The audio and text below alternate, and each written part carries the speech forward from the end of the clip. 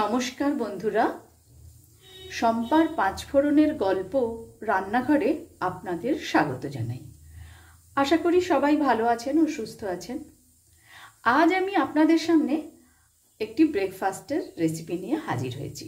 এর জন্য এখানে আমি নিয়েছি 4টে স্লাইস ব্রেড, নিয়েছি 2টো ডিম, 2টো চিজের কিউব, ছোট ছোট করে কাটা ক্যাপসিকাম, টমেটো, পেঁয়াজ কুচি, ধনেপাতা কুচি আর কাঁচা লঙ্কা কুচি। আমি এই 4টে স্লাইস ব্রেডকে এইভাবে কেটে নেব। একটা গ্লাস দিয়ে এইভাবে গোল করে কেটে নিচ্ছি। এইভাবে 4টেকেই কেটে নেব।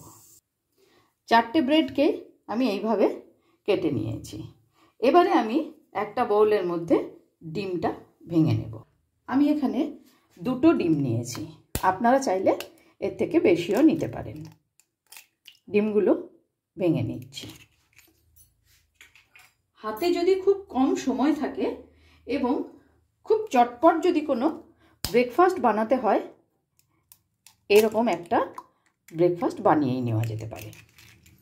2টো ডিম ভেঙে দিয়ে দিলাম। এবারে একে একে এর মধ্যে আমি কেটে রাখা সব সবজিগুলো দিয়ে দিচ্ছি। দিয়ে দিলাম ক্যাপসিকাম, ধনেপাতা কুচি,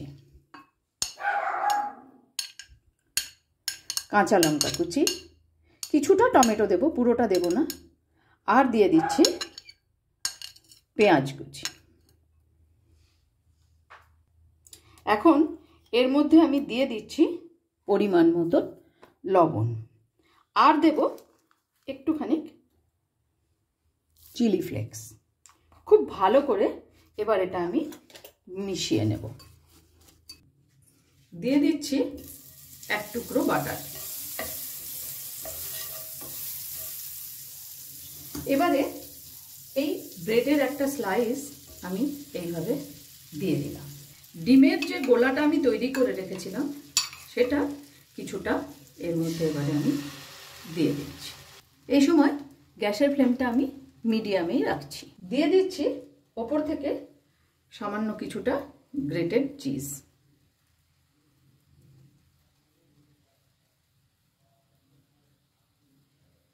ব্রেডের যে কাটা অংশটা ছিল সেটাও এর উপরে আমি দিয়ে দিচ্ছি। আস্তে আস্তে এটা একটু চেপে দেব।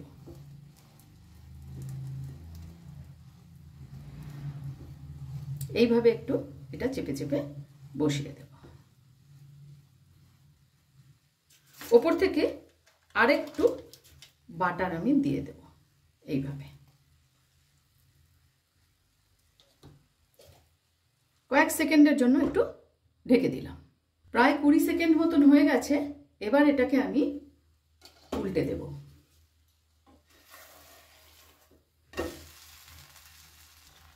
এর মধ্যে আমি দিয়ে দেব কুচি করে রাখা কিছুটা টমেটো,